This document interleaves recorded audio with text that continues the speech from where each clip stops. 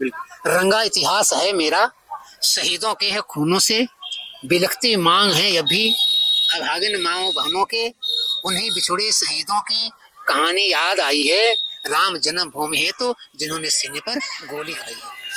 नमस्कार, मेरा नाम है उत्कर्ष और आप देखना शुरू कर चुके हैं सुलभ भारत। इस वक्त हम राम की पैड़ी पे मौजूद हैं। अयोध्या एक ऐसी नगरी है जहां संतों का ही वास होता है और जो इस नगरी की पावन भूमि पे कदम रखता है उसको संतों का आशीर्वाद जरूर प्राप्त होता है। और आज हमारे साथ एक ऐसे ही संत मौजूद हैं, आदरणीय परम पूजनीय करपात्री जी महाराज जी। महाराज जी, आपका स्वागत है। महाराज जी, सदियों के इंतजार के बाद आज वो पावन दिन आ गया है। आप इस पावन दिन को कैसे देखते हैं? देखिए, आज का जो दिन आया है वो 500 साल तक जो साधु संतों ने संघर्ष किया है, और उस 500 साल में 4.5 लाख लोगों ने शहादत दिया है। कुछ लोग ये कह रहे हैं कि आज का इतिहास स्वर्णिम है। मैं कहना चाहता हूं कि थोड़ा सा बुद्धि रखो। आज का जो इतिहास रचा जा रहा है ये स्वर्णिम नहीं है, ये रक्त रंजित इतिहास का फल है। रंगा इतिहास है मेरा, शहीदों के है खूनों से, बिलखती मांग है अभी अभागिन माओ बहनों के, उन्हीं बिछुड़े शहीदों की कहानी याद आई है, राम जन्मभूमि है तो जिन्होंने सीने पर गोली खाई है। उनसे मत पूछिए जिन लोगों ने वो समय नहीं देखा है। शहीदों की शहादत ना वतन से पूछिए, जिसका शौहर हो शहीद उस विधवा बहन से पूछिए, जिसका पति मरा हो, जिसका भाई मरा हो, उनसे पूछिए, वो बताएंगे। हम लोग तो उस 30 अक्टूबर और 2 नंबर के दृष्टा हैं। देखा है जब शरद कोठारी सबसे पहले 30 अक्टूबर को गुम्मत पे चढ़ा था, फिर उसके बाद राम कोठारी चढ़ा था। ये दोनों पुलिस की निगाह में आ गए थे। तो 2 नवंबर 92 को लाल कोठी के सामने शरद कोठारी एक कमरे में, राम कोठारी छिप गए। एक पुलिस वाला आया, कहा मुझे पानी चाहिए, मैं कार सेवक हूँ। तो शरद कोठारी पल्ला खोला और जो है पानी लेके निकला। वो शरद कोठारी को पकड़ करके सड़क पर बैठा करके उसके मस्तक में गोली मार दी गई। उसके बाद राम कोठारी को गोली मार दी गई। रामचंद्र परमहंस जो दिगंबर अखाड़ा में थे, उनको समाचार मिला कि कोठारी बंधु गोली मार दी गई। तुरंत अपना जैकेट बहा दी, वहां से रोते हुए निकले कि करपात्री, अब मेरा राम लक्ष्मण चला जा रहा है, अब मैं जीवित नहीं रहूंगा। और आए, अपना जो अचला पहने थे उन बच्चों के ऊपर डाल दिए। संदेशा कलकत्ता में भेजा गया। छोटी बहन पूर्णिमा रो रही थी, छोटी थी शरद कोठारी से, राम कोठारी से। वो कही, महाराज जी मैं कलकत्ता से चल दी हूँ, आ रही हूँ, भले ही मेरे भाई शहीद हो गए हैं, मैं उनके हाथ में राखी बांधूंगी। तो जब दीदी आई, राखी बांधी, उसके बाद उन लोगों को शरीर को लाया गया। कुछ ऐसे भी थे जो लाशें पड़ी हुई थी, कुछ मर गए थे, कुछ जी रहे थे। उन लोगों को ये CRPF वाले जैसे कोई गाय बैल उठा करके बोरा किसी ट्रक में आ जाता है, ऐसे खींच करके ट्रकों में फेंक दिया करते थे। जो जीवित थे वो भी मर जा रहे थे। उन लोगों को सब्जी किनारे ला करके बोरे में जो है बालू भर करके कमर में रस्सी बांध करके फेंक दिया जाता था ताकि उतराए नहीं। वो समय यहाँ पे कफन ना मिला इस वतन से उन्हें, लाश की ढेरियों में जलाए गए, उनको कफन भी नहीं मिला और जला दिए गए। वो दृश्य भी मैंने देखा है। आप जहाँ पे खड़े थे, आज राम की पैड़ी है। सरजू जी का तटीय देखो, यहीं चली थी गोलियां, मरने वाले बोल रहे थे राम नाम की बोलियां। हनुमानगढ़ी का किला ये देखो, यहीं चली थी गोलियां, मरने वाले बोल रहे थे राम नाम की बोलियां। लाल कोठी का मैदान में देखो, वहीं चली थी गोलियां, कोठारी बंधु बोल रहे थे राम नाम की गोलियां। तो तमाम लोगों ने शहादत दिया था। हम लोग जो है, मैंने अशोक सिंघल के सर पे चोट लगी, उन्होंने कहा कि मुझे मत देखो, मुझे मत देखो, मुझे गोली नहीं लगी है, ईंटा लगा है। तो शरद कोठारी को देखो, वो मेरा बच्चा कहीं मर तो नहीं गया, वो दिन भी देखा है। तो आज की जो खुशहाली का दिन है, ये जो है रक्त रंजित है। हम लोगों ने बलिदान दिया है। अभी हमारे यहाँ एक बार पहुंच गया साधु टाइप का, वो कहा कि मरने वालों को पेंशन क्यों नहीं दिया जा रहा है। ये है वो है। अखिलेश की धर्मपत्नी बोल रही हैं जी। कि जब दिया दे रहे हैं तो तेल क्यों नहीं दे रहे हैं। अरे हमारी बड़ी भाभी जी, अखिलेश की पत्नी जी, क्या तेल लगाने के लिए तुम्हें तेल चाहिए क्या? क्या तेल की कमी हो गई है क्या? क्यों तेल मांग रही हैं? तो ये सब बातें हो रही हैं। अगर मुसलमान भी हमारे यहाँ आना चाहता है तो हम उसका स्वागत करते हैं, लेकिन उनसे निवेदन है कि आप रसखान बन के आइए, आपका स्वागत है। आप बीर अब्दुल हमीद बन के आइए, आपका स्वागत है। आप एपीजे कलाम बन के आइए, आपका स्वागत है। अगर ये आप नहीं बन सकते हैं तो अयोध्या में आपका स्वागत नहीं है, क्योंकि जाके प्रिय न राम वैदेही तजिए ताहि कोटि वैरीशम यद्यप परम स्नेही। जिसके प्रिय हमारे राम ना हो उनको अयोध्या आने की आवश्यकता नहीं है। निश्चित तौर से राम जी यहाँ पे आए हैं तो ये राम का सेवक है। ये नरेंद्र मोदी राम जी का सेवक बन के आया था। आपको शायद याद होगा जो प्रधानमंत्री बने तो उन्होंने कहा प्रभु राम मैं आपका सेवक हूँ, यहाँ पे हूँ, मैं शपथ लेता हूँ कि मैं आपका काम करूँगा। तो अगर मोदी जी यहाँ आ रहे हैं तो शायद हनुमान की उस भूमिका में आ रहे हैं कि राम दूत मैं मातु जानकी और सत्य शपथ करुणा निधान के आके काम कर रहे हैं। मैंने भी प्रभु राम से पूछा कि आप जो है ये 72 साल तक टेंट में रहे, मंदिर में नहीं गए, तो उन्होंने कहा कि नहीं हमारी मजबूरी थी, मैं नहीं जा सकता था। कहीं क्यों? कहीं जितनी भी पार्टियां थी उन पार्टियों में कोई साधु मुझे गोदी में लेकर के वहां बैठा नहीं आया है। आज भाजपा में 2 साधु आए हैं। तो परमात्मा तो साधु के साथ यात्रा करता है ना। जब कोई साधु गोदी में बैठाता है तब परमात्मा जाता है। इस नाते नरेंद्र मोदी और जोगी जी 2 साधु मिल गए हैं। आज मुझको गोदी में लेकर के मंदिर बैठाने आए हैं तो मैं मंदिर में जा रहा हूँ। तो निश्चित तौर से पूरी अयोध्या सज रही है, पूरी अयोध्या संवर रही है। अयोध्या का सौभाग्य है कि आप लोग आए हैं। लेकिन आप लोग आए हैं तो एक काम करो, ये कहीं चैनल वाला दिमाग मत रखो कि हम एंकर बन के आए हुए हैं और जो है ना प्रसाद खाने से जब यहाँ आओ तो एक भावना रखो कि कहीं एकांत में बैठो और कहो हे मेरे प्रभु जी, मेरा सौभाग्य है कि 500 साल का संघर्ष में का फल देखने आए हूँ, मुझे आपका दर्शन कराइए। आंख में आंसू आ जाएगा तो निश्चित है सिंगार हाट में या हनुमाढ़ी के चौराहे पे या सरयू किनारे कहीं न कहीं नन्हा सा बालक आपका हाथ पकड़ लेगा और कहेगा भैया मैं अयोध्या में हूँ, आप जो खोज रहे हैं मैं मिल गया हूँ। परमात्मा आपको अवश्य मिलेंगे, निश्चित तौर से मिलेंगे। आपको निष्ठा होगी और होनी चाहिए। क्यों ये राम जो हैं ये अगर राम को वेद वेदांत की परिभाषा से देखा जाए तो मुझे उससे कोई मतलब नहीं है, लेकिन राम की वास्तविक परिभाषा क्या हो सकती है? RAM शुक्ला जी, RAM मतलब होता है कि remember always mother is known as Ram. जो हमेशा मातृभूमि को याद करता है वो मेरा राम है। Remember always mother is known as Ram. Otherwise you can say Ram means rashtra, maa means mangal. Ram is not god in the sense of India but although you can say Ram means rashtra, maa means mangal. Ram मतलब राष्ट्र होता है, माँ मतलब मंगल होता है। जो राष्ट्र का मंगल करता है वो हमारे राम है। जो राष्ट्र का मंगल करने अगर राम है तो मंदिर भी राष्ट्र का मंदिर बन रहा है। तो राष्ट्र के मंदिर में देशद्रोहियों हम सबका सम्मान में करता हूँ।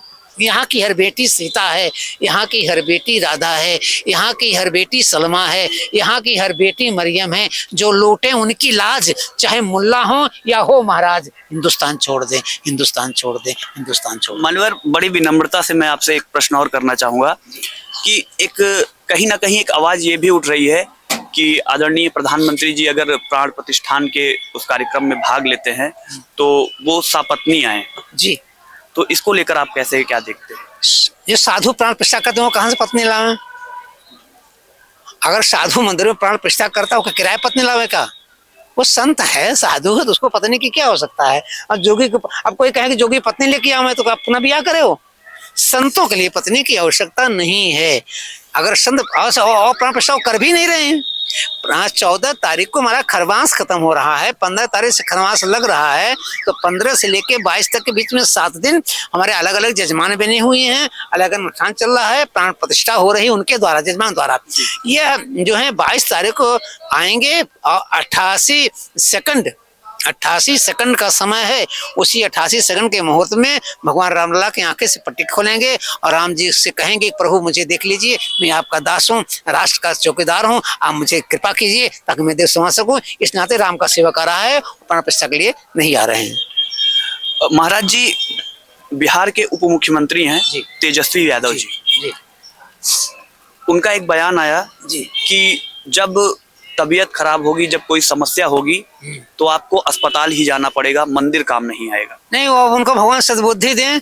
मैं तेजी से कहना ही चाहता हूँ कि अस्पताल जाने के पहले आप करपात्री से मिल लीजिए, अयोध्या चले आइए, हम आपको एक टेबलेट दे देंगे, इंजेक्शन दे देंगे, अस्पताल जाने की आवश्यकता नहीं पड़ेगी। तो पूछेंगे महाराज कौन सा टेबलेट है, तो मैं बता दूंगा कि नासै रोग हरें सब पीरा और जपत निरंतर हनुमत बीरा। अरे जब आपको रोग होगा तब ना अस्पताल की आवश्यकता होगी, हमारे पास आइए, हम आपको इंजेक्शन दे देंगे, टेबलेट दे देंगे, अस्पताल की आवश्यकता नहीं होगी, क्योंकि नासै रोग हरे सब पीरा जो सुमिरै हनुमत बल बीरा। महाराज जी, आपने तो शुरू से इस अयोध्या में अपने जीवन का एक अहम हिस्सा बिताया है। आज जब आप अयोध्या को देखते हैं, अयोध्या की गलियों को देखते हैं, अयोध्या के चौराहों को देखते हैं, हनुमानगढ़ी की तरफ देखते हैं या रामलला के दरबार को देखते हैं, तो कैसा महसूस करते हैं? मुझे 28 साल हो गया, मैं मात्र 18 कौर खाता हूँ और सिला कपड़ा नहीं पहनता हूँ। अब 18 कौर में आप समझिए क्या पेट भरता है क्या? जब मैंने बलिदानियों को देखा, हमने कहा मैं मरा तो नहीं, लेकिन इतना तो त्याग कर ही सकता हूँ प्रभु, मुझे आप शक्ति प्रदान करें। तो आज लगभग 27-28 साल हो गया, मैं मात्र 18 कौर भोजन करता हूँ, वो भी कर में खाता हूँ। कर ही पात मेरा है, इसी पे मोटी रोटी रख दें या कोई चावल रख दें, गिन करके मैं 18 कौर खाता हूँ।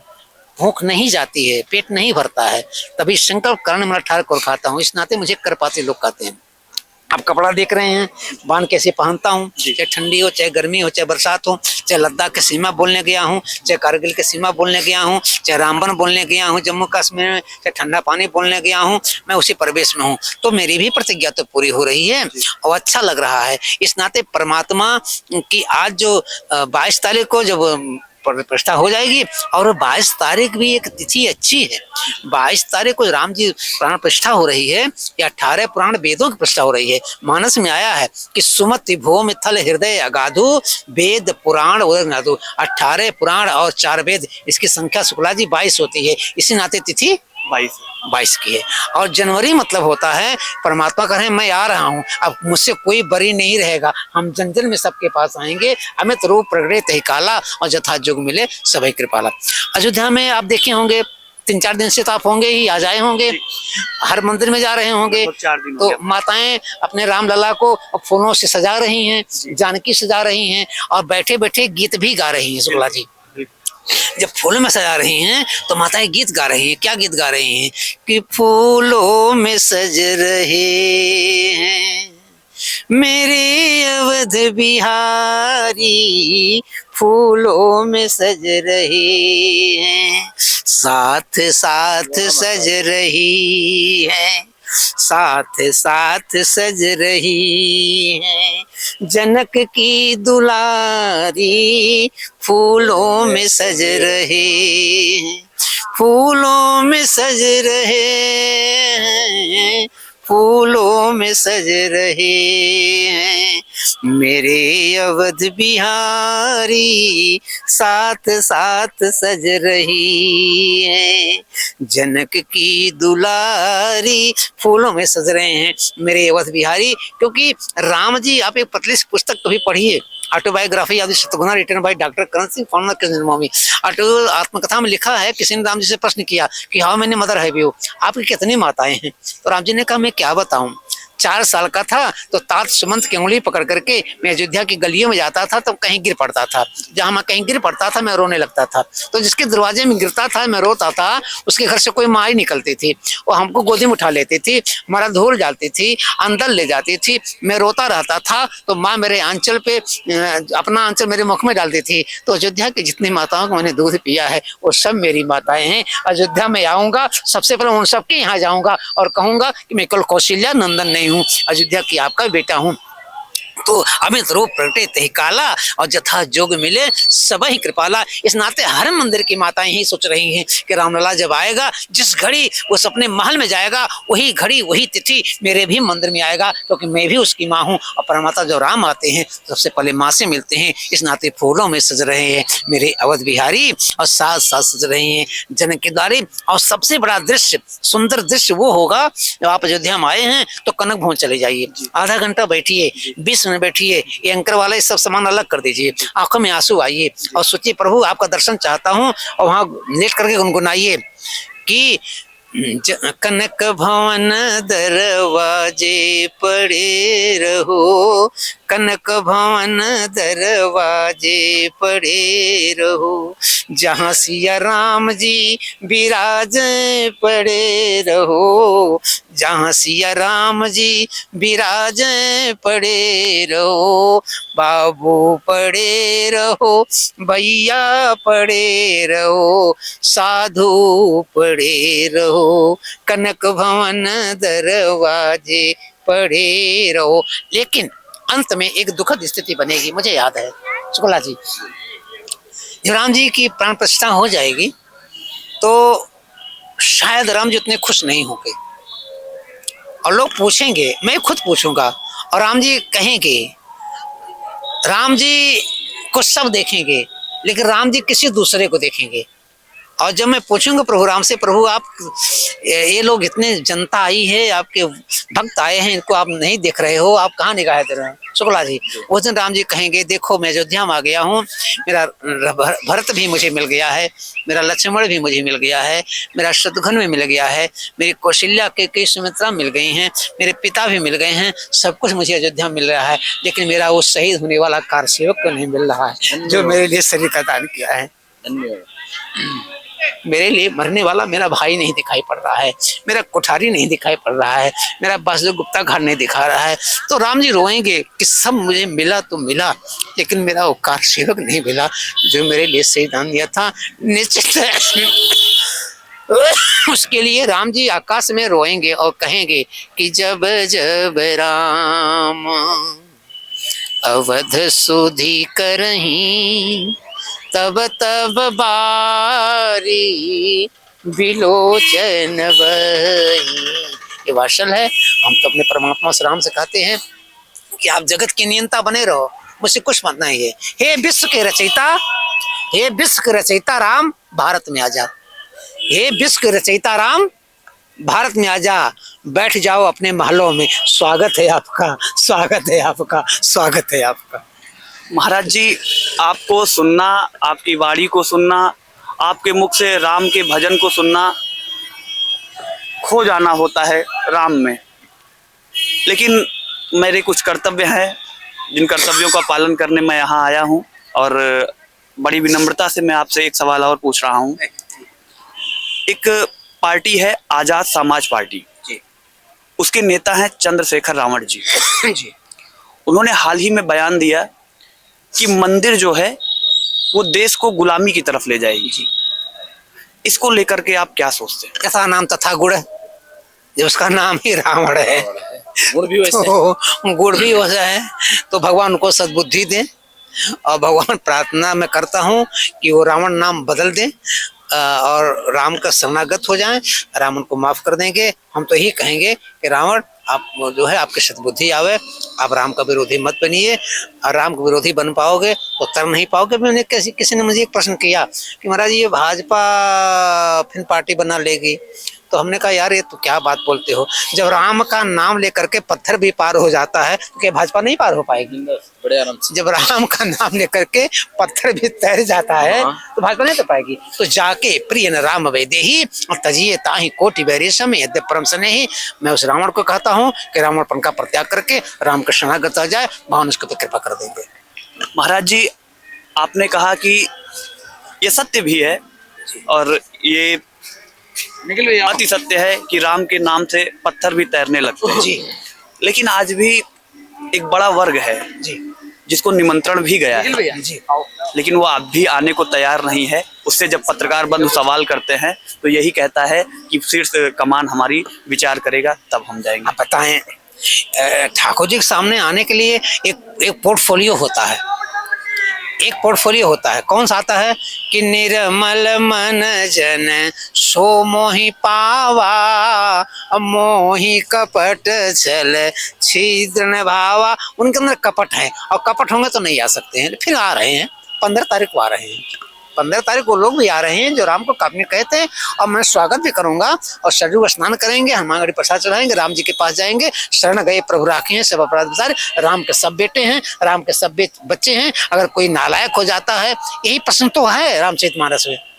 रामचरितमानस में जब मनु ने श्री हरि विष्णु से कहा कि चाहूं तुम्हें समान सुत, मैं आपका समान बेटा चाहता हूं, तो भगवान विष्णु ने कहा कि मैं सारे संसार का बाप हूं और आप मुझे बेटा बनाना चाहते हैं, आप मेरे बाप बनेंगे। कहा मैं आपका बाप बनना चाहता हूं। कहीं क्यों? कहीं बेटे लायक हो चाहे नालायक हो, अपने बाप को छोड़ देते हैं।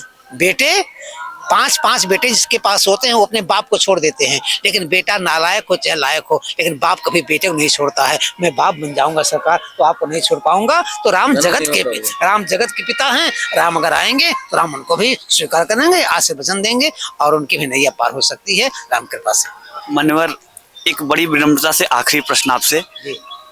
आज ये पावन घड़ी है और इस पावन मौके पर आप युवाओं को क्या संदेश देना चाहते हैं? मैं अपने देश के युवाओं से संबंध देता हूँ कि आप अपनी पूजा पद्धति में थोड़ा सा परिवर्तन कीजिए, पूजा पद्धति में प्रबंध कीजिए। अच्छा है आप पूजा करते हैं, ये भी स्वागत आपका है, लेकिन जब आप मंदिर जब कोई यज्ञ कराते हैं तो यज्ञशाला में बैठ करके बोलते हैं ओम शांति ओम शांति। आप ओम शांति करिए, मुझे कोई परेशानी नहीं है, लेकिन जब बाहर निकलिए, जब कोई भारत माँ को गाली दे रहा हो, देश को गाली दे रहा हो, धर्म को गाली दे रहा हो, तो उनसे कहिए कि ओम शांति हमारे यज्ञशाला में है। अब हम बाहर निकल गए हैं, भारत माँ की जो आंख उठाएगा, भारत माँ की जो बगावत करेगा, वंदे मातरम बगावत करेगा, जो राष्ट्र की बगावत करेगा, उसके लिए हम यज्ञशाला में ओम शांति बोलेंगे, लेकिन बाहर हम सब मिलकर के ओम क्रांति ओम क्रांति ओम क्रांति बोलेंगे।